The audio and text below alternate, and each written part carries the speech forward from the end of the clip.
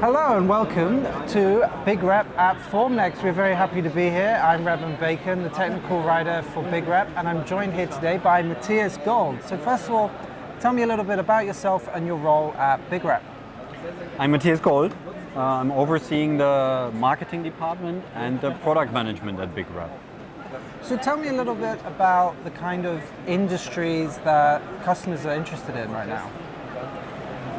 Majority of our clients are aviation industry, are transportation, car makers, truck makers. We also have people from construction industry. We also have people from industrial equipment industry. I would say that's pretty much it. Tell me a little bit about the different applications that can be made with a BigRep printer. That's pretty much limited. Let's start with what we're doing today. We have clients using our printers for forms and molds. So you print the molds that you later use to produce the parts that you want. We have still, of course, prototyping, getting more and more functional prototypes. So the parts that we print, doing the real job already, what later this year production parts do. And big is jigs and fixtures.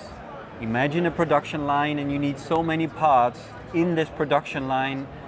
Lots of that stuff because it's big and it's mechanically challenging. Those parts, that's what you typically produce on the BigReps. So everybody in this industry is talking about jigs and fixtures. Here we have a perfect example. Can you tell me a little bit about it and what this part actually does? This is a production jig. It's used for quality checking of a production line, if everything is fitted nicely and in position. Typically those devices, they were made from metal. They were very expensive and they were heavy. I mean, people in the production line, they use it like this every day, the whole shift. With 3D printing, you can print them in one piece. If you have design iteration, just print them again. I mean, it takes one day to do this print. And it's so much lighter and more convenient to use for the people in the production line. So the coronavirus pandemic was a tough time for many people, but it also had lots of very interesting solutions. Can you tell me about this one? That's a mold. A mold used, you put it together, you put in liquids, that turns into a foam. That gives you the final part. In this case, we're talking parts that are used for engineering ground operations, for aviation ground operations. But the possibilities of molds are much more than this.